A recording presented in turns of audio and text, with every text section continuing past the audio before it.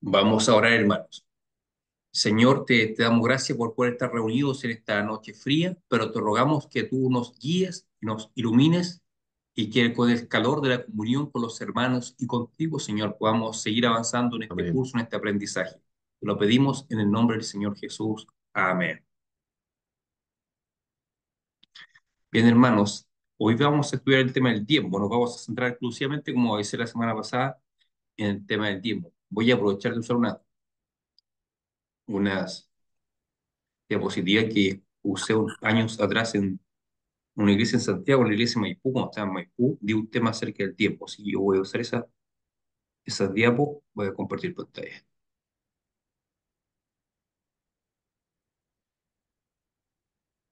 Ahí ven ustedes, ¿cierto? Aún no todavía. ¿No todavía? Ahí sí, ahí sí. Ahí sí. Mayordomía, ya, pero voy a partir ahí mencionando lo que parece acá, unas objeciones en contra de lo que es el diezmo hoy en día. Por ejemplo, hay gente que dice que corresponde a los tiempos de la ley, que no aplica para nosotros. Entonces, la pregunta que vamos a tratar de responder si está vigente o no para nosotros. Y primero vamos a partir leyendo qué dice el Antiguo Testamento acerca del diezmo. Le damos la bienvenida a Nicole, que llegó también. Algunos de ustedes tienen el texto en pantalla. Vamos buscando los textos, si lo pueden ver en pantalla bien o si no lo buscan en su Biblia. Eh, Patricio, ¿puede leer por favor lo que dice ahí? Génesis 14, del 18 al 20.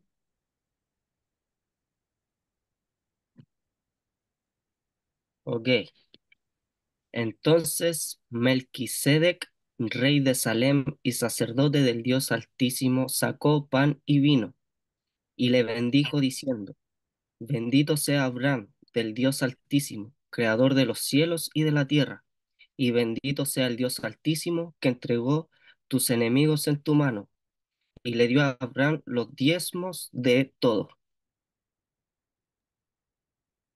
Ahí vemos en Génesis cuando Abraham, después de ganar una batalla, se encuentra con un hombre que era sacerdote, sacerdote del Dios Altísimo, llamado Melquisedec. Y dice el texto que Abraham le dio el diezmo de todo, los diezmos de todo lo que había ganado en esa batalla, la décima parte se la entregó a este sacerdote. Ahora importante, ver que es la primera vez que vemos en la Biblia la palabra diezmo a un hombre entregando los diezmos. Y eso ocurrió mucho antes de la ley. Recordemos eso. Esto que Abraham entregó diezmos a Melquisedec fue mucho antes que la ley. Vamos al texto siguiente.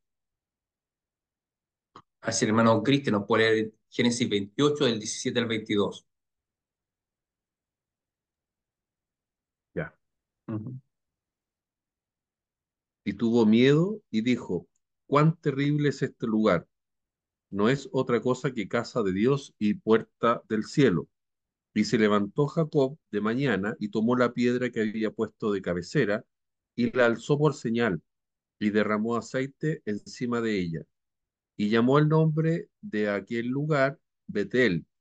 Y aunque Luz era el nombre de la ciudad primero, e hizo Jacob voto, diciendo, si fuere Dios conmigo y me guardare y me diere pan para comer y vestido para vestir, y si volviere en paz a casa de mi padre, Jehová será mi Dios, y esta piedra que he puesto por señal será casa de Dios, y de todo lo que me dieres, el diezmo apartaré para ti.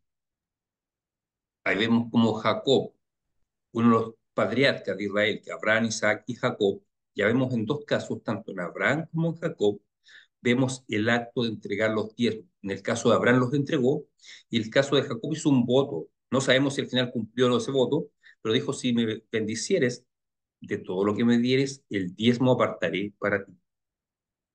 Porque en estos hombres que vivieron aproximadamente 450 años antes de la ley, ¿por qué entregaban el diezmo? ¿Dónde estaba el principio de esto? El principio de esto estaba en las ofrendas que presentaron Abel y Caín. Ahí vemos cómo estos hombres se desprenden de lo que tienen para entregar a Dios. Bueno, una ofrenda fue recibida con agrado por Dios, que es la de Abel, la de Caín no.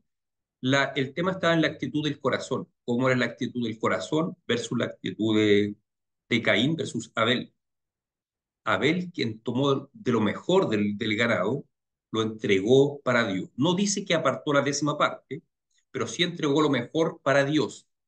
Y en base a este ejemplo, recordemos que esta enseñanza se transmitía en aquel tiempo de forma oral, se transmitían estas historias. Por lo tanto, había en la mente de estos hombres que en algún momento los hombres ofrendaron a Dios, apartaron lo mejor que tenían para Dios. En el caso de Abraham ya existía la cultura en los pueblos de la época de entregar los diezmos a sus dioses. Abraham se lo entrega al sacerdote del Dios Altísimo, y en el caso de Jacob hace un voto de entregar los diezmos al Dios viviente, al Dios que lo había llamado.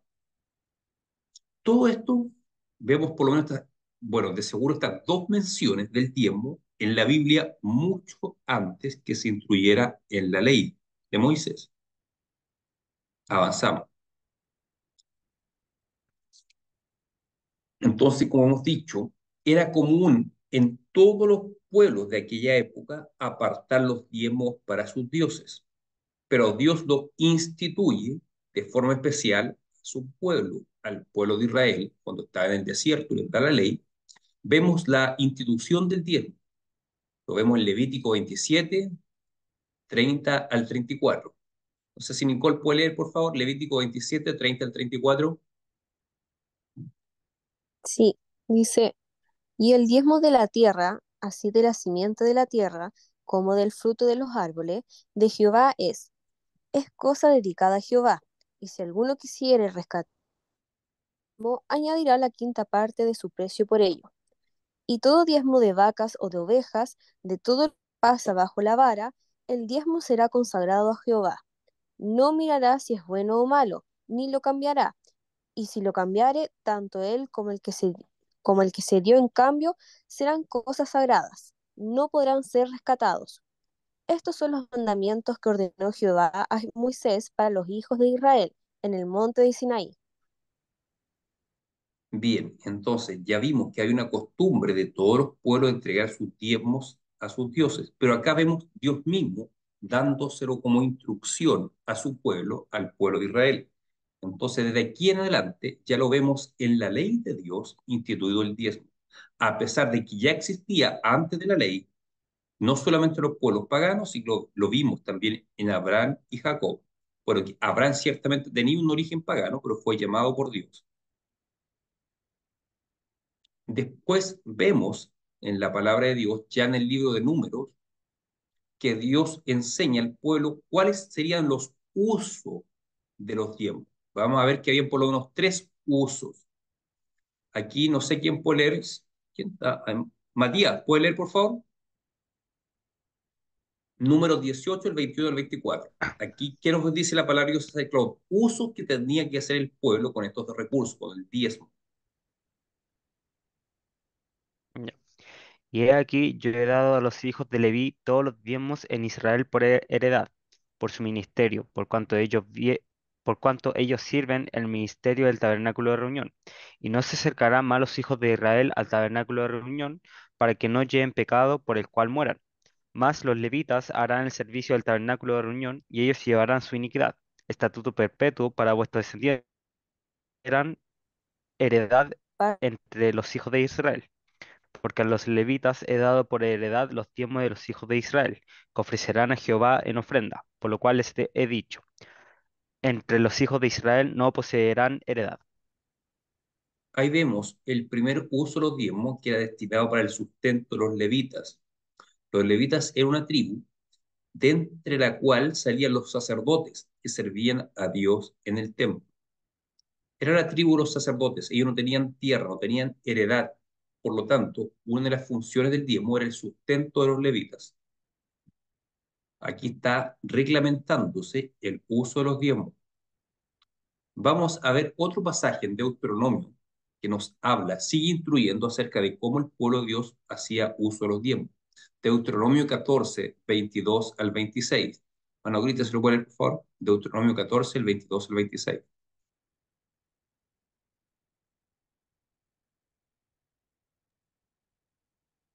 Dice, indefectiblemente diezmarás todo el producto del grano que rindiere tu campo cada año, y comerás delante de Jehová tu Dios en el lugar que él escogiere para poner allí su nombre, el diezmo de tu grano, de tu vino y de tu aceite, y las primicias de tus manadas y de tus ganados, para que aprendas a temer a Jehová tu Dios todos los días. Sigo. Hasta Ah, el 26. y si el camino fuere tan largo que no puedas llevarlo, por estar lejos de ti del lugar que Jehová tu Dios hubiera escogido para poner en él su nombre, cuando Jehová tu Dios te bendijere, entonces lo venderás y guardarás el dinero en tu mano y vendrás al lugar que Jehová tu Dios escogiere, y darás el dinero por todo lo que deseas, por vaca, por vino, por sidra o por cualquier cosa que tú deseares, y comerás allí delante de Jehová tu Dios, y te alegrarás tú y tu familia. Aquí ustedes ven que el pueblo de Israel diezmaba una vez al año del producto de su campo, lo que rendía el campo. Así operaba el diezmo en aquella época. Entregaban los productos agrícolas que cosechaban, agrícolas y ganaderos, lo llevaban, lo ponían al servicio de Dios, delante de los sacerdotes de Dios. Así que claramente el diezmo era o es un mandamiento para el pueblo de Dios. ¿Estamos en la ley de Moisés? Sí, estamos en la ley de Moisés. De a poco vamos a ir aclarando este tema. Deuteronomio 26:12 dice así: cuando acabes de diezmar todo el diezmo de tus frutos en el año del cero, el año del diezmo darás también al levita, al extranjero y al huérfano y la viuda, y comerán en tus aldeas y se saciarán. Acá vemos otro uso del diezmo. Dice, pues, con él darás al levita, pero los levitas, ya habíamos aclarado quiénes eran los levitas, la tribu de los sacerdotes, dice, al extranjero, al huérfano y a la viuda. Es decir, el diezmo también se utilizaba para ayudar a los necesitados. En el Antiguo Testamento los necesitados siempre son identificados como extranjeros, huérfanos y viudas. Eran como los más desprotegidos de la sociedad en aquella época. Así que uno de los usos del diezmo era primero para el sustento de los levitas y luego para ayudar a los necesitados, extranjeros, huérfanos y viudas. Aquí vamos a resumir. No vamos a leer, obviamente, todos los textos donde nos hablan de los usos del diezmo, pero aquí tengo un resumen de los usos del diezmo en el Antiguo Testamento. Uno, para el mantenimiento de los levitas. Luego, para las fiestas solemnes del pueblo, todas las fiestas religiosas que realizaba la nación de Israel, ya o sea, la fiesta de los tabernáculos, la propia Pascua judía, después la fiesta de Purim, todas esas fiestas eran financiadas con recursos de los diezmos. Y luego, como tercer uso, para los pobres, extranjeros, huérfanos y viudas.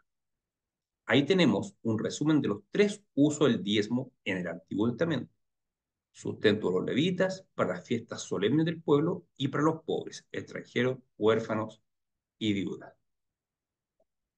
Y aquí vamos a llegar a la última mención que se hace en el Antiguo Testamento respecto del diezmo.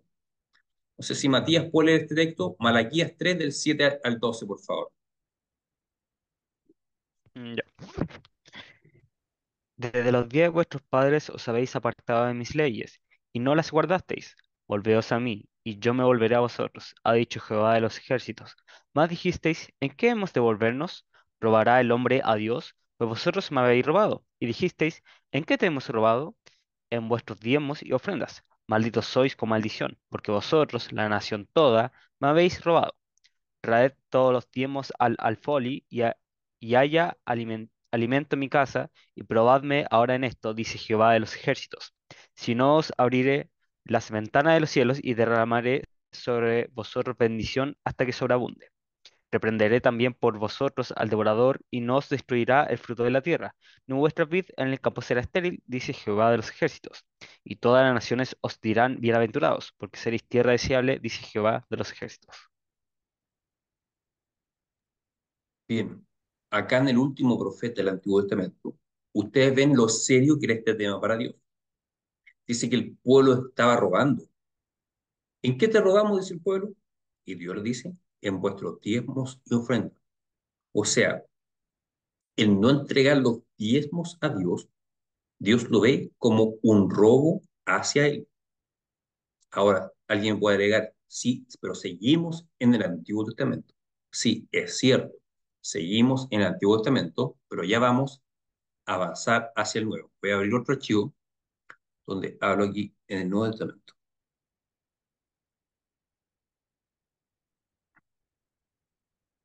Esperemos un poquito.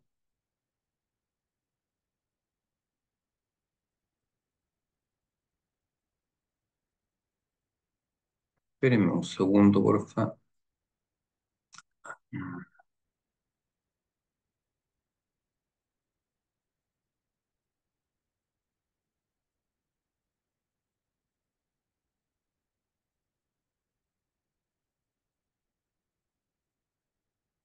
Aquí lo tengo.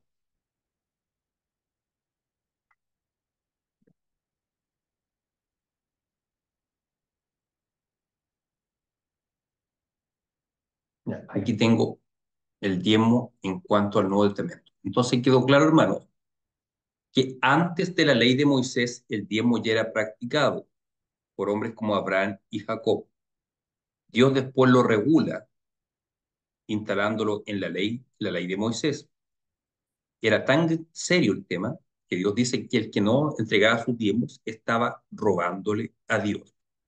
Pero hay personas que cuestionan, el tema del diezmo es exclusivo del Antiguo Testamento. ¿Por qué nosotros como Iglesia Presbiteriana de Chile sí practicamos el diezmo? Vamos a ver los argumentos que hay para eso en el Nuevo Testamento.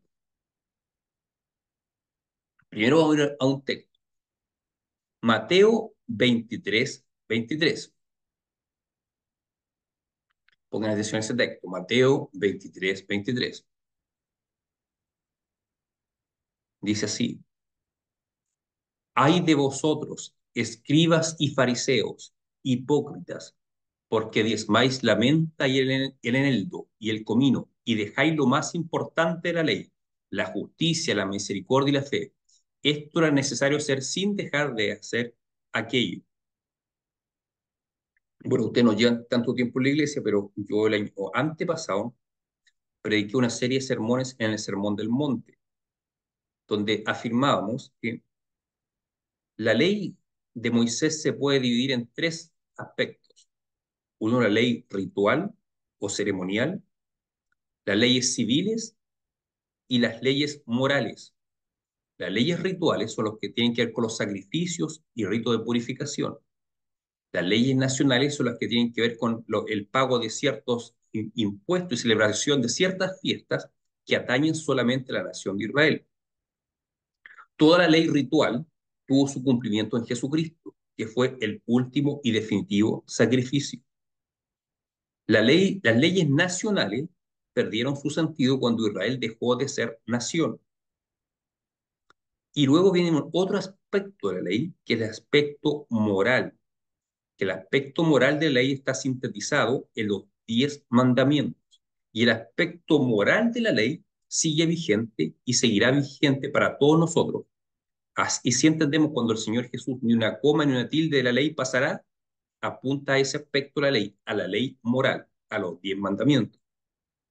Ahora la gran pregunta, ¿los diezmos a qué tipo de ley pertenecen?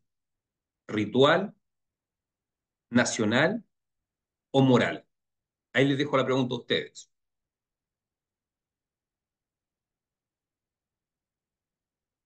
¿Será que son exclusivamente la ley nacional, raíz ceremonial, o tienen que ver con el aspecto moral, el pago de los diezmos, la entrega de los diezmos? Si pertenece a la ley moral, tiene plena vigencia para nosotros, al igual que los 10 mandamientos. Fíjense en el pasaje que leímos. Dice, vosotros diezmáis la menta y el eneldo y el comino. Esos son los diezmos agrícolas que entregaba el pueblo de Israel. Y dice Jesús, y dejáis lo más importante de la ley, la justicia, la misericordia y la fe. Justicia, misericordia y fe. ¿De qué aspecto de la ley son? ¿Nacional, moral o ritual? Esos tres conceptos, justicia, misericordia y fe. moral. Moral, moral. Absolutamente. Justicia, misericordia y fe son el aspecto moral de la ley. Y miren lo que añade Jesús. Esto era necesario hacer sin dejar hacer aquello. Por lo tanto, justicia, misericordia y fe siguen vigentes como parte del aspecto moral de la ley. Son puestas al mismo nivel que el diezmo. Acá Jesús pone el hecho de diezmar al mismo nivel que justicia, misericordia y fe. Por lo tanto, el Señor Jesucristo está reconociendo la importancia del acto de diezmar al mismo nivel que la ley moral.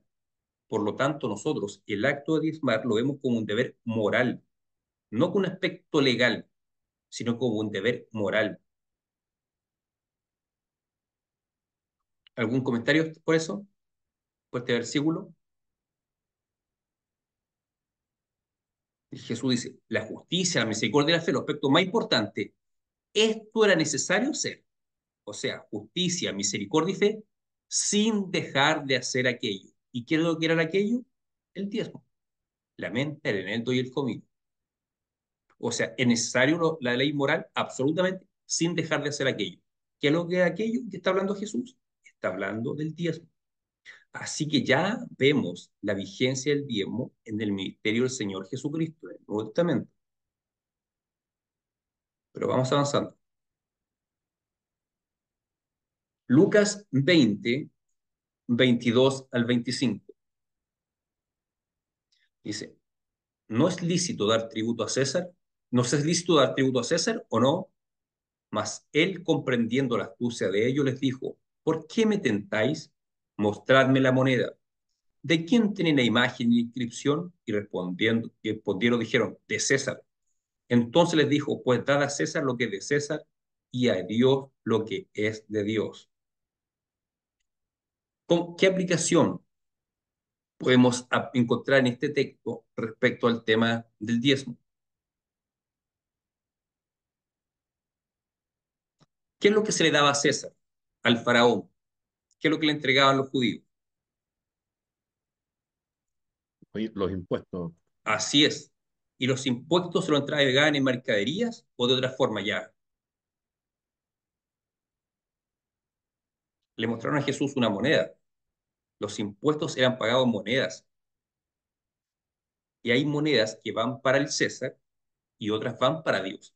O sea, era un deber de los judíos pagar sus impuestos, sí, y adicionar a eso, entregar sus diezmos a los sacerdotes. O sea, no se cortó eso en aquel tiempo de Jesús.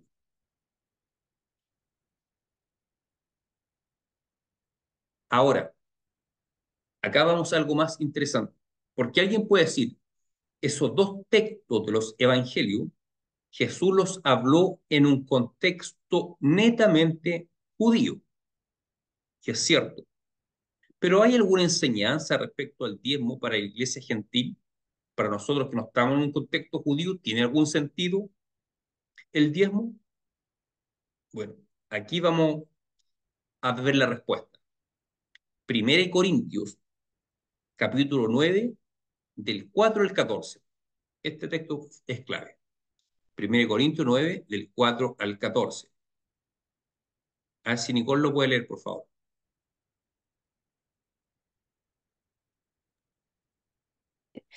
¿Acaso no tenemos derecho de comer y beber? ¿No tenemos derecho de traer con nosotros una hermana por mujer, como también los otros apóstoles y los hermanos del Señor y Cefas? ¿O solo yo y Bernabé no tenemos derecho de no trabajar? ¿Quién fue jamás soldado a sus propias expensas? ¿Quién planta viña y no come de su fruto? ¿O quién apacienta el rebaño y no toma de la leche del rebaño? Digo esto solo como hombre. ¿No dice esto también la ley? Porque, porque en la ley de Moisés está escrito, no pondrás bozal al buey que trilla. ¿Tiene Dios cuidado de los bueyes o lo dice eternamente por nosotros? Pues, pues por nosotros se escribió, porque con esperanza debe arar el que ara, y el que trilla con esperanza de recibir el fruto. Si nosotros sembramos entre vosotros lo espiritual, en en gran cosas de vosotros lo material, Hasta el... si otros participan, Sí. hasta el final. ¿Estás viendo la pantalla, no? Ah, sí, ¿sigo leyendo?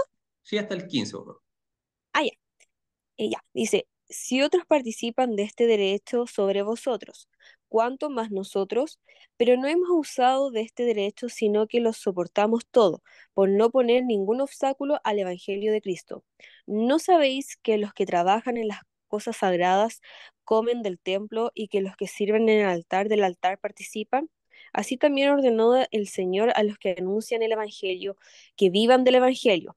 Pero yo de nada de esto me he aprovechado, ni tampoco he escrito esto para que se haga así conmigo, porque prefiero morir antes de que nadie desvanezca esta mi gloria. Ya. Vemos ahí que Pablo está defendiendo los derechos que él tiene como apóstol. Y habla, miren, el versículo 6 dice, ¿o solo yo y Bernabé no tenemos derecho de no trabajar? ¿A qué se refiere ahí? ¿A no trabajar, a no hacer nada?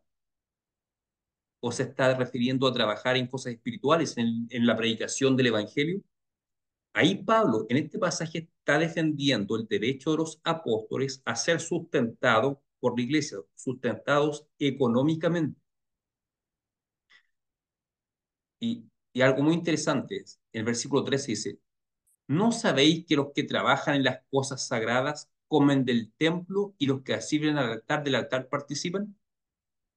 En el tiempo en que Pablo predicaba, en esta época que él escribió a los Corintios, ya no existía el templo en Jerusalén, ya no habían sacerdotes.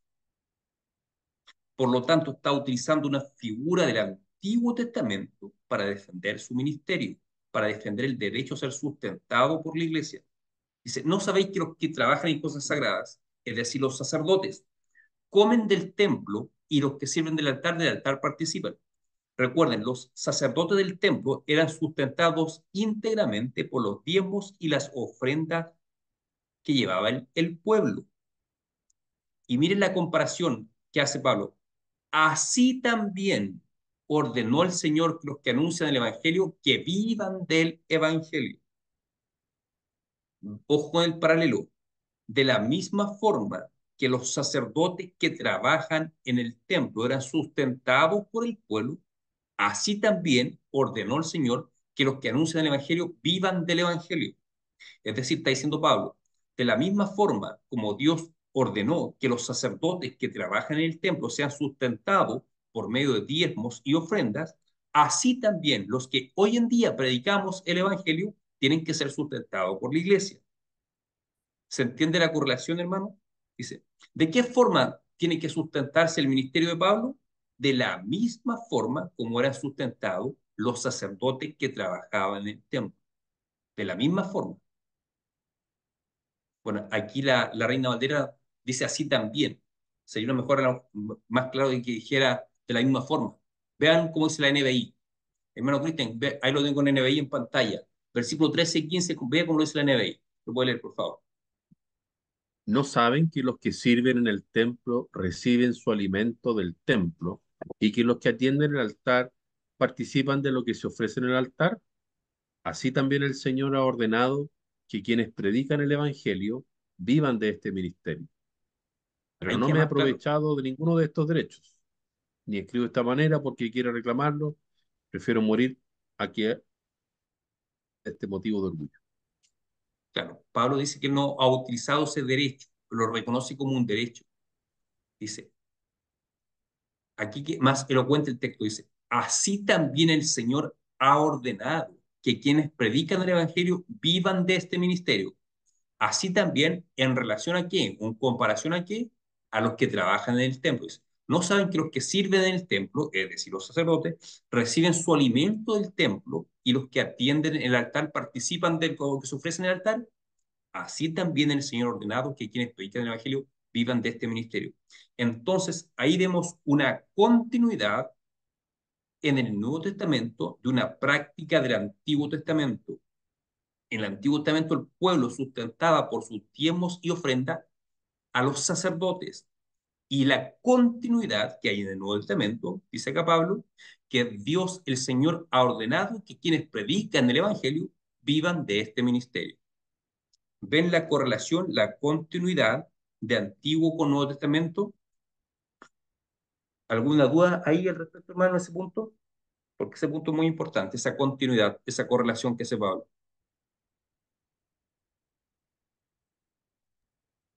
Ninguna duda, pastor. Hermana Esther, Patricio, Nicole, ¿alguna consulta?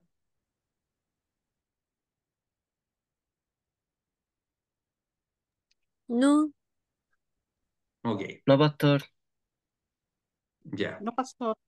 Bueno, entonces ahí está la continuidad del diezmo en el Nuevo Testamento. Cuando Pablo defiende que la misma forma o el método que se utilizaba para sustentar a los sacerdotes, eso debe ser utilizado hoy en día para sustentar a quienes predican el Evangelio.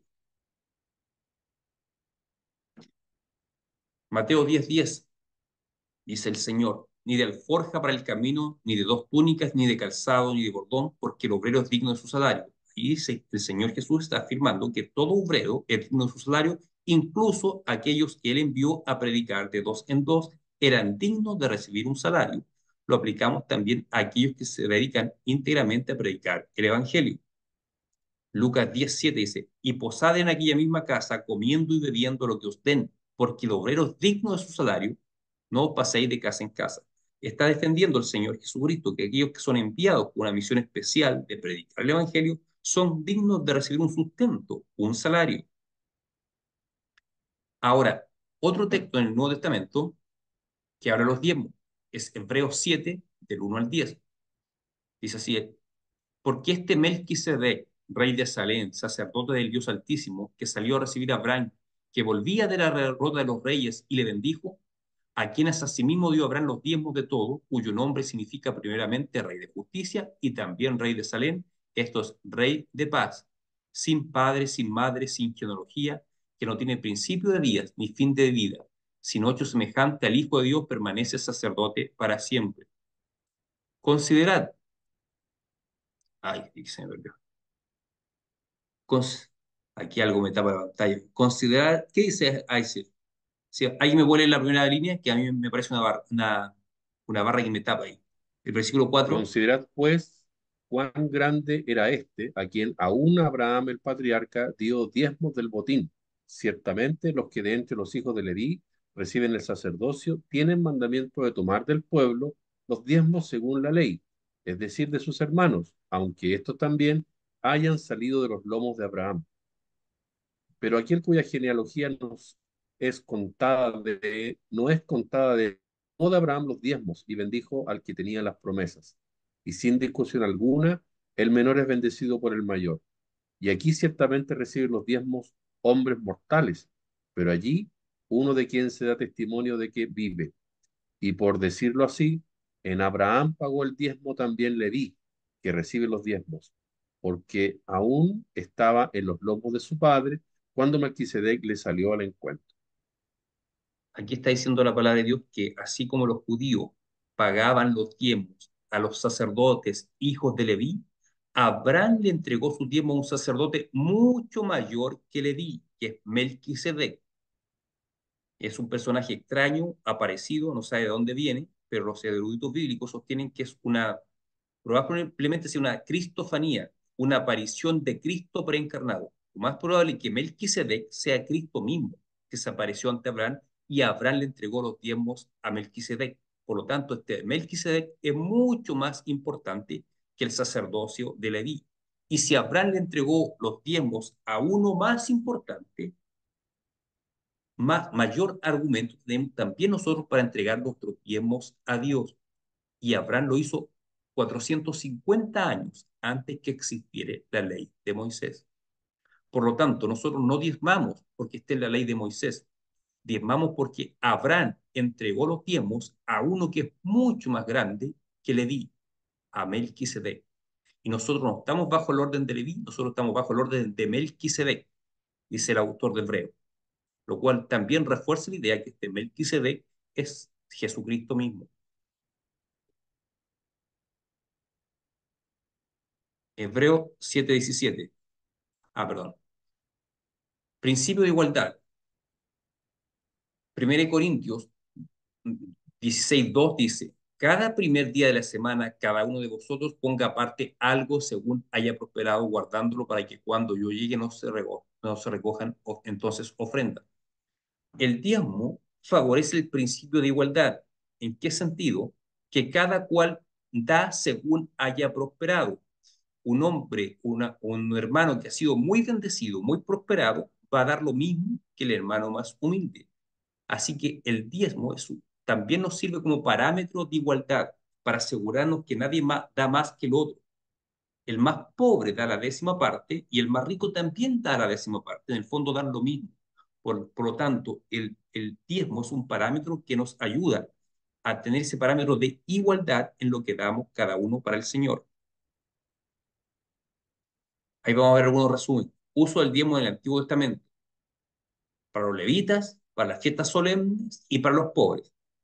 Y se van a dar cuenta que el uso que la iglesia cristiana hoy en día hace o debiera hacer respecto al diezmo es exactamente lo mismo que lo hacía el pueblo de Dios en el Antiguo Testamento. Por ejemplo, antiguamente se utilizaba para sustentar a los sacerdotes. Bueno, hoy en día el diezmo se utiliza también para sustentar ministerios de pastores, misioneros, obreros que trabajen de forma general en la iglesia a tiempo completo. Se usa para eso. Hay un equivalente con el sacerdocio en el Antiguo Testamento en cuanto al sustento. También se utilizaba en el Antiguo Testamento para las nacionales, fiestas religiosas. Pero también hoy en día se utiliza el diezmo para financiar las actividades de la iglesia, actividades evangelísticas, pagos de arriendo, de agua, de luz, cuentas telefónicas, internet, comidas en la iglesia, gastos de aseo, etcétera. Es decir, ahí hay otro paralelo respecto del uso del diezmo en el tiempo del Antiguo Testamento, que era para financiar el funcionamiento del Estado. Acá se utiliza también para financiar el funcionamiento de la iglesia. Y se utilizaba también para ayudar a los pobres. Acá en nuestro tiempo también se utilizan los recursos del diezmo para ayudar a los pobres.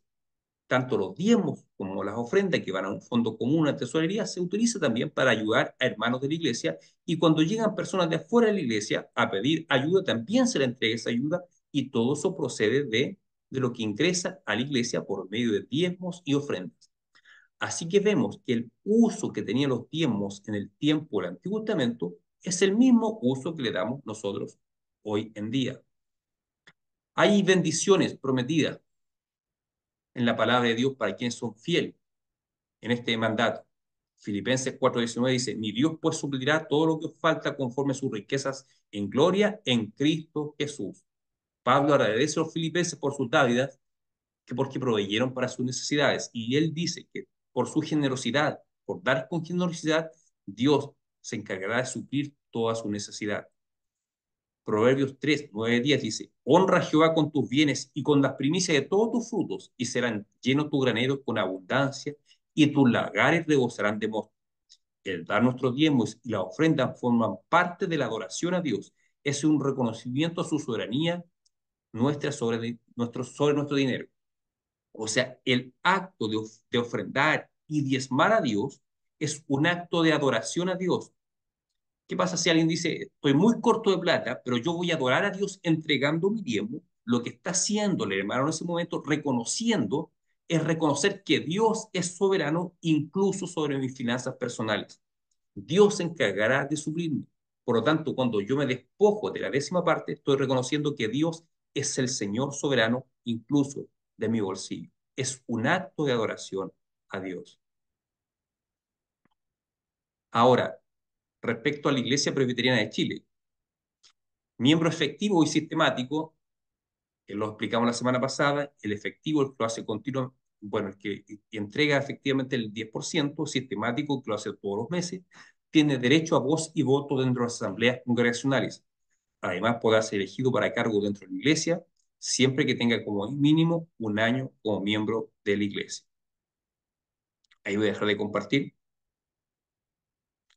Entonces, hermano, vimos que en el Nuevo Testamento se reconoce esa continuidad de esa práctica del diezmo. De la misma forma como se sustentaban los sacerdotes del templo, dice Pablo, hoy día tienen que sustentarse los ministros del Evangelio. Ahora, ¿cómo funciona en la Iglesia Presbiteriana de Chile? como dije la semana pasada, ningún pastor recibe los diezmos, ni tampoco ningún pastor administra los diezmos. ¿Cómo funciona esto en la Iglesia Presbiteriana de Chile? Todo lo que ustedes entreguen en la iglesia a través de diezmos y ofrendas van a la tesorería de la iglesia. La tesorería de la iglesia tiene que tributar al Consejo Superior, que es el presbiterio. Tributa un 30% de nuestro ingreso, van al presbiterio. Y a su vez el presbiterio tributa al sínodo un 20%. Y el sínodo con esos dineros financia proyectos, como el de revitalización de San Fernando y plantaciones de iglesia. O sea, es un círculo, se está moviendo siempre el dinero. El sínodo también financia capacitaciones, encuentros, un montón de cosas. Así que el uso de los diezmos el diezmo nunca lo recibe un pastor, lo recibe la tesorería de la iglesia. En el caso de nuestra iglesia, el hermano Eduardo es el tesorero de la iglesia. Él recibe las platas y las distribuye. Y obviamente se pagan todos los gastos de la iglesia, como mencioné, luz, agua, se le paga a una persona para que haga el aseo, que hace aseo cada de lunes a viernes, y cualquier necesidad, de repente hay hermanos con necesidades particulares de dinero para comprar algún medicamento. Hace poco ayudamos a un hermano que estaba con problemas para pagar la luz. Todo eso sale de los recursos que nosotros todos entregamos por medio de diezmos y ofrendas. Los pastores también todos entregan su diezmo. Ahora, si el pastor no recibe los diezmos, la pregunta entonces de qué vive el pastor. La mayoría de los pastores de la Iglesia Presbiteriana de Chile están a tiempo completo, es decir, reciben un sustento de parte de la Iglesia. Muy pocos quedan a tiempo parcial. Por ejemplo, el pastor Cristian Contador es a tiempo parcial. Él no recibe un sueldo de parte de la Iglesia porque tiene un sueldo, tiene un buen trabajo en la Universidad de Santiago, es director de una carrera. Es muy difícil que la Iglesia de Curicó esté en condiciones de igualarle el sueldo que él gana en la universidad. Por lo tanto, ¿qué es lo que hace la Iglesia? Lo llama para que sea su pastor, pero está consciente que va a ser a tiempo parcial, porque la iglesia no está en condiciones de equipararle el sueldo como para que él deje su trabajo. Por el nivel de gasto que él tiene, no puede dejar su trabajo. Entonces, ¿qué es lo que hacen las iglesias en esos casos? Le entregan una ofrenda simbólica, bien bajita, más que nada para cubrir gasto de combustible, traslado. Pero son pocos los pastores que están en esa situación. En nuestro propietario, el pastor Cristian, en Santiago, el pastor Manuel Hernández, también está en esa situación. También es profesor y director de una carrera en la Universidad de Chile. Entonces, muy difícil, su iglesia le va a igualar el sueldo que tiene la Universidad de Chile. Por lo tanto, la iglesia le permite, ya sea nuestro pastor, y te entregamos una ofrenda simbólica. No sé, 200 lucas, 300 lucas, para los traslados de su casa a la iglesia. Pero hay otras iglesias que le entregan un sueldo al pastor. Ese sueldo es acordado mutuamente entre el pastor y la iglesia en el momento que llegue el pastor. La iglesia llama a un pastor y acuerdan pagarle un sueldo. Ese sueldo es sacado de los recursos que posee la iglesia. Por eso los recursos que posee la iglesia, lo que ingresa por través de diezmos y ofrendas. Apartan para la tributación respectiva. Cada iglesia local tributa, como le dije, al presbiterio. Apartan todos los gastos fijos que tiene la iglesia y ahí ven, esto me queda para hacer un sueldo a un pastor. Y le ofrecen eso al pastor, dice el pastor, ¿está de acuerdo? Perfecto, firman un contrato con pago de imposiciones, con liquidaciones de sueldos, igual que cualquier trabajo. Al pastor se le puede despedir también como cualquier trabajador y tiene sus pagos de seguro de cesantía, de AFP, de salud, todo eso, igual que cualquier trabajador. Ahora, ¿cómo lo hacen iglesias muy pequeñas, como San Fernando, que claramente no tienen los recursos como para contratar a un pastor? En ese caso se postula proyecto. ¿Qué significa eso? Que en el caso mío particular, en mi sueldo es hecho, entregado, una parte la entrega a la iglesia de San Fernando, otra parte la entrega el presbiterio y otra parte el sínodo. Hay una triple fuente de financiamiento. Eh, la meta es que algún día la iglesia de San Fernando esté en condiciones de contratar a un pastor por sí sola y no depender de postular a proyectos. Cuando yo llegué a San Fernando hace 3 años, el sueldo líquido mío era 650.000 pesos. En el último año subió 50.000, hoy está en 700. Y eso tiene tres fuentes de financiamiento. Como le dije, una parte de la iglesia local, otra parte del presbiterio y otra parte del sínodo. Pero en ningún caso, ningún pastor recibe el diezmo. Siempre lo recibe la tesorería de la iglesia y ellos distribuyen a los pastores, a los que tienen sueldo y todos los gastos de la iglesia son cubiertos de esa manera. ¿Alguna pregunta, hermanos? Yo, pastor, ¿No? Todos los el sueldos de los... diezmo, eh, ¿Sí? el diezmo es una vez al mes, ¿cierto? Claro, de eso se trata de ser efectivo y sistemático. Efectivo, que entregue realmente tu diezmo y sistemático que se haga todos los meses. Mm, Todos los meses. Uno aparta de su sueldo, todo, incluso yo, todos los pastores lo hacemos, entregamos el diezmo una vez al mes. ¿De manera prolongada o puede ser todo al tiro? No, tiene que ser... ahí no entendí bien la pregunta. Que pueden ser hasta llegar al 10%, pero por pago así un domingo, otro Ah, domingo. entiendo. ¿Tú te refieres a personas que no reciben un pago solamente el mes y que, no, que a lo mejor les pagan toda la semana, algo así? No, no me entendió. No. Eh, es dar el 10% igual, pero de, en diferentes domingos, en diferentes encuentros. Es que Claro, si a de uno manera le pagan el parcializada, sueldo, ¿cómo más, pastor, Manu Cristian? de manera parcializada, creo que Sí se dice puede Patricio. también de forma Claro, parcializada. Claro, Sí claro. se Hasta puede. llegar al 10%. Sí se puede, pero yo te digo, es más práctico. Si tú recibes el sueldo una vez al mes, lo mejor es apartar el tiro el tiempo, eso es lo más práctico. Ahora hay personas que ganan, son independientes, no sé, porque trabajan en la feria, por ejemplo, y reciben plata toda la semana. Ellos, claro, pueden apartar una parte toda la semana y entregar cada semana un tiempo. Sí, puede ser. Pero si son personas que reciben el sueldo una vez al mes, es más práctico apartarlo de una vez. Pero sí se puede igual de forma parcializada. Ok, pastor, gracias. ¿Sí?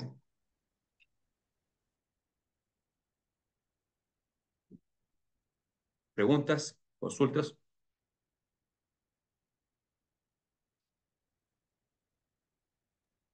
Pastor, yo tengo una consulta.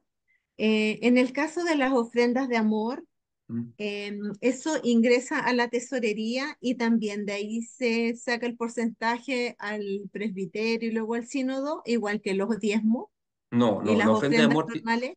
no, tiene un propósito específico, la ofrenda de amor. Ya, Son ocasionales. Por ejemplo, la última que recuerdo que hicimos, bueno, la última fue la ofrenda para el aniversario de la Iglesia Presbiteriana de Chile, esa va directo al sínodo. Es una ofrenda con un propósito, no se tributa, va ya, directo al propósito para financiar proyectos de la Iglesia a nivel de sínodo. ya.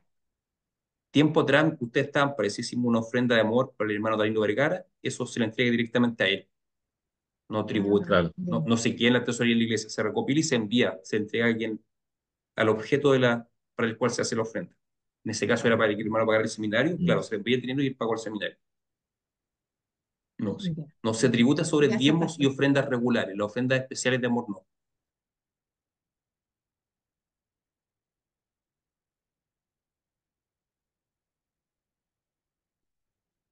Otra consulta, hermanos. Pero me interesaba que quedase claro que diezmamos porque vemos una continuidad en el Nuevo Testamento respecto a lo que había en el Antiguo Testamento. A pesar de que no aparezca un mandamiento explícito en el Nuevo Testamento, creemos que es posible, a la luz de estos textos que vimos, deducir que sí es un deber moral nuestro contribuir con nuestros diezmos y ofrenda a la iglesia. No solamente para financiar un pastor, para el funcionamiento mismo de la iglesia y también para ayudar a necesitados. Los necesitados generalmente que ayudamos son hermanos de nuestra propia iglesia. Salvo esta semana que ya me ha tocado dos veces ayudar a gente que llega de la calle y a ellos lo ayudamos con los alimentos, con la ofrenda de alimentos que entregamos todos nosotros. Nosotros generalmente estamos ayudando a tres familias de la iglesia con canasta de alimentos, pero siempre queda algo. Gracias a Dios han sido generosos las ofrendas y siempre queda algo. Entonces, si llega alguien de la calle pidiendo, le damos ofrenda de alimentos.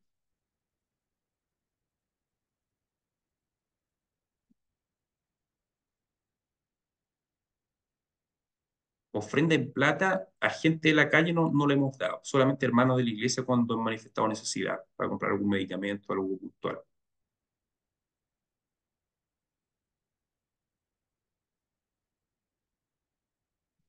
Hoy día pasó una persona ofreciendo servicio para limpiar canaletas de la iglesia y sí necesitamos que alguien limpie las canaletas. pero no tenemos escalera. Le dije, el maestro que limpie tiene que traer su propia escalera. Ah, ya, pues, me dijo el caballero, el hombre que vino. Yo vengo mañana con escaleras, pero ¿me puede pagar por anticipado? Me dijo. No, le dije, de partida yo no tengo la plata, la tiene el tesorero, pero por anticipado no lo voy a pagar. Y aunque tiene la plata yo no. No, hay gente que se aprovecha.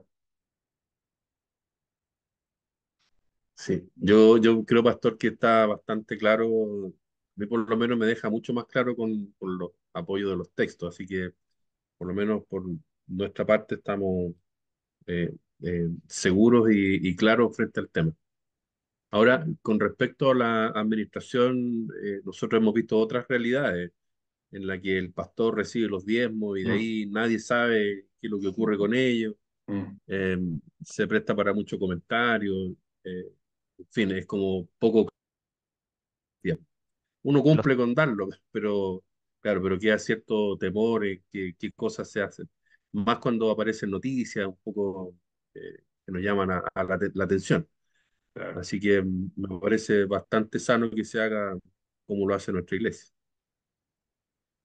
Sí, pues. El otro día un amigo me preguntó, ¿y por qué no te has comprado casa? Y dije, no, tengo plata. Uy, no soy pastor. Claro, la gente tiene esa percepción de lo evangélico en Ah, general, eso es sinvergüenza, y lamentablemente ah, ocurre mucho, sí, claro. Sí. pero acá no. Cada pastor tiene un contrato y liquidaciones de sueldo como cualquier trabajador, sueldo fijo, Mm. acordado. De ellos. ¿Alguna otra pregunta? ¿El Manester, alguna pregunta? Está.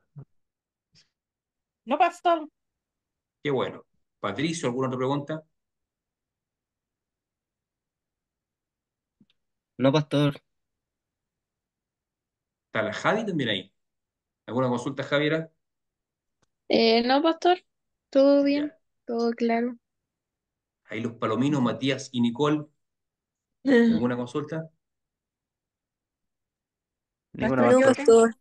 Ah, Ya, perfecto, tarde. perfecto. Me dice Ya, ¿Mm? hermanos, nos queda solamente una clase, Sí, sí.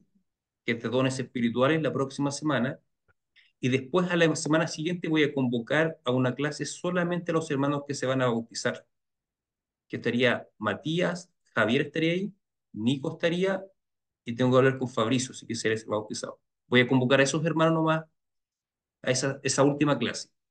¿Sí? ¿Sí, hermana? Pastor, mi última pregunta. En la última clase, usted ¿Mm? mencionó el tema de los diezmos ¿Mm? cuando en este caso la señora no trabajaba y con los hijos. ¿Mm? ¿Podría volver a repetir esa parte, por Ah, favor? sí. Lo que pasa si trabaja solamente el esposo en la casa, la esposa no trabaja, y diezma solamente el esposo, la esposa no diezma, ¿qué va a pasar? Que Claro. el día que se haga la asamblea, la esposa no va a reunir los requisitos para participar con derecho a voz y voto porque no diezmó. Por lo tanto, una solución práctica es que el esposo aparte una parte X de su diezmo y lo entrega, se lo entrega a la esposa para que lo entregue como diezmo, o el mismo, si hace transferencia, lo transfiere en nombre de la esposa. Yo doy un ejemplo, si mi sueldo son 100.000 pesos, yo, por ejemplo, diezmo 90 mío y transfiero 10.000 pesos, diezmo de Nastacha Relé. Así lo soluciono. Mm. Lo mismo puede aplicarse respecto a los hijos que dependen todavía de los padres. Pero también dije que otra solución es que si los padres entregan una mesada al mes al hijo, bien puede el padre decirle, bueno, tú tienes tu ingreso, tú tienes que apartar la décima parte para el Señor. Son dos formas prácticas Ok, para pastor, solucionar ese gracias. problema. Sí, Mm. ya. Gracias, pastor. Eso. Entonces nos encontramos la próxima semana en la última clase. Vamos a hablar de dones espirituales. No vamos a profundizar en cada dos, pero vamos a dar conceptos generales. Eso, hermanos.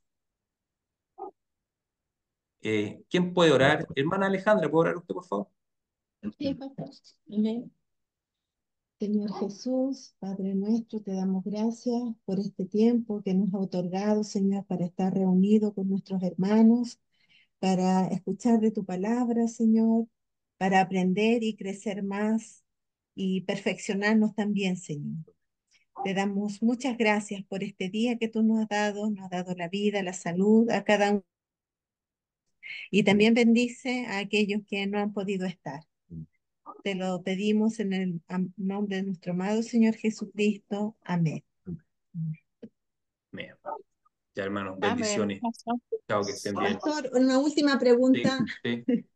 ¿Va a haber algún examen de prueba, un preexamen, no sé, tipo Sí. pregunta? La Para estar próxima semana yo preparado. les voy a soplar todas las preguntas que se han hecho anteriormente en ese examen, Ya. para que hayan preparado. Escrito, No, oral. es oral, una entrevista con Ah, el ya, consistorio. Y le hacen preguntas, pero como yo me acuerdo de las preguntas que han hecho, yo les voy a decir a ustedes, estas son las ya, preguntas que han salido los años anteriores.